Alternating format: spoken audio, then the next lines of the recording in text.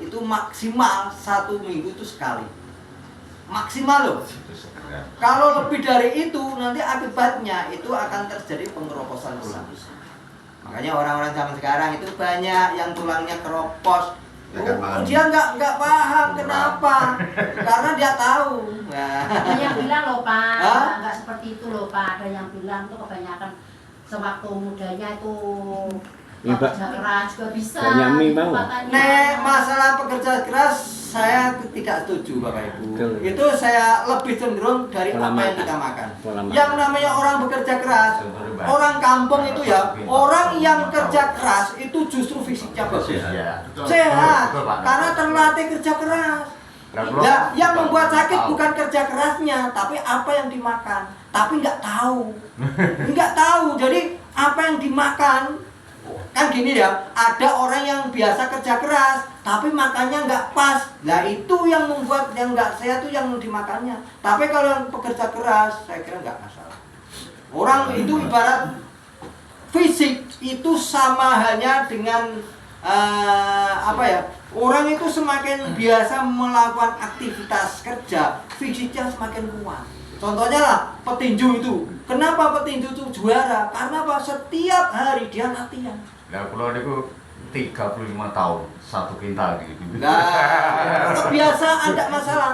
Yang membuat nanti jatuh sakit itu apa yang dimakan. Jadi nggak mendukung dengan apa yang dilakukan. Ini penting Bapak Ibu. Ya, tahun 89 sampai 2000. Ya mungkin ya orang itu kan ada yang memahami dan ada yang tidak. Orang akan kerja seperti ini ya, kerja ini nggak masalah sebetulnya, tapi yang masalah itu apa yang dimakan. Terus bagaimana cara makannya tadi penting ya, habis makan terus tidur. Ini bahaya.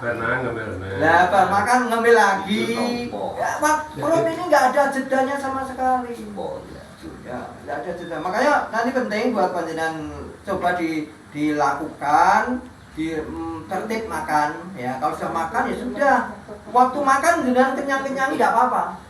Yang penting selesai, stop, jangan kemasukan. Sekenyang apapun Bapak Ibu itu tetap ada batasnya. Orang mungkin lah sampai makan ya tetap ada batasnya. Mau war itu di war tidak mungkin lah. Ya sak warke. Lah teman bareng impun stop total sampai jam makan berikutnya. Tetap nanti akan selesai 4 jam. Walaupun sak kenyang dipolke tetap selesai 4 jam. Nah, nanti ada waktu istirahat.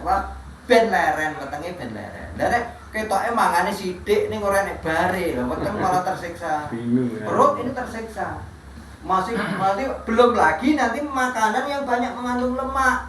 Ini yang berat dicerna, susah dicerna, malah nggak akan selesai. Akhirnya terjadi penumpukan lemak yang luar biasa, terjadi obesitas, terjadi kolesterol tinggi. Nah, kolesterol tinggi akibatnya yang lebih bahaya lagi kalau terjadi penyumbatan pembuluh darah, bisa menimbulkan sakit jantung, bisa menimbulkan stroke.